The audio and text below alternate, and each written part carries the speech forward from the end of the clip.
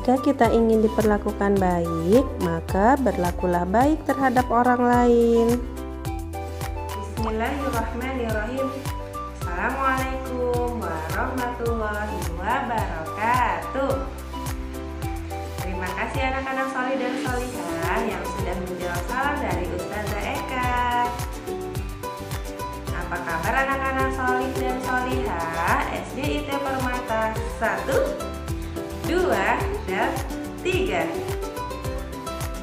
Ustazah Eka doakan semoga anak-anak selalu diberi Allah kesehatan yang sempurna. Amin ya robbal alamin. Baik anak-anak, bertemu lagi dengan Ustazah Eka hari ini, hari Rabu, tanggal 21 bulan Oktober tahun 2020. Yang hari ini masih semangat belajar ya, teriak takbir Allahu Akbar. Masya Allah. Hari ini kita akan belajar bahasa Indonesia. Sudah siap belum ya? Yuk, yang sudah siap kita berdoa terlebih dahulu. Baik, Ustazah Eka akan pandu doanya ya. Sikap berdoa. Tangan diangkat, kepala ditundukkan. Doa sebelum belajar. A'udzu billahi minasyaitonir rajim. Bismillahirrahmanirrahim. Rabbi zidni ilma warzuqni fahma. Amin ya rabbal alamin. Barakallah anak-anak solih dan solihah yang sudah berdoa pagi hari ini. Semoga Allah memberikan kemudahan kita belajar hari ini. Baik. Tadi di awal tuh anak-anak sudah lihat ada video lagu Nusarara tentang permohonan izin saat akan menggunakan sesuatu, saat akan meminta sesuatu kepada orang lain. Nah, hari ini kita juga akan belajar tentang bagaimana cara meminta izin terhadap orang lain, baik terhadap ayah bunda, terhadap kakak, adik, ataupun orang yang lain ya. Baik anak-anak solih dan solihah, yuk kita baca bagian Ayo Telaah pada halaman 34. Coba perhatikan, di situ ada gambar Adit sedang bersepeda dengan kedua orang tuanya. Hari Ahad, Adit berolahraga bersama ayah dan ibu. Mereka selalu berolahraga untuk menjaga kesehatan tubuh. Pada saat sedang bersepeda, Adit ingin bersama temannya. Adit meminta izin kepada ayah dan ibu untuk bersepeda bersama temannya. Adit meminta izin agar ayah dan ibu tidak merasa khawatir. Bagaimana dengan anak-anak di rumah? Sudahkah meminta izin kepada ayah dan ibu saat akan bermain bersama teman?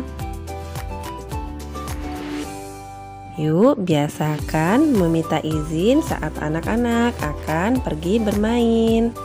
Nah, sekarang coba anak-anak peragakan percakapan antara anak-anak dengan ayah atau ibu di rumah saat anak-anak akan meminta izin bermain. Seperti yang dilakukan teman kita Adit terhadap ayahnya. Nah, setelah anak-anak Sholih dan Sholihah tahu cara untuk meminta izin sesuai yang diungkapkan oleh Adit, yuk anak-anak coba. Anak-anak meminta izin kepada ayah dan ibu jika anak-anak ingin pergi keluar rumah atau meminta sesuatu kepada ayah dan ibu. Anak-anak Sholih dan Sholihah, di dalam Islam kita diajarkan untuk meminta izin saat melakukan sesuatu. Izin ketika akan bermain, izin dan mencium tangan saat berangkat dan pulang sekolah. Izin ketika masuk kamar orang tua dan melakukan izin pada hal-hal yang lain. Begitulah Islam mengajarkan adab izin karena Allah sayang pada kita.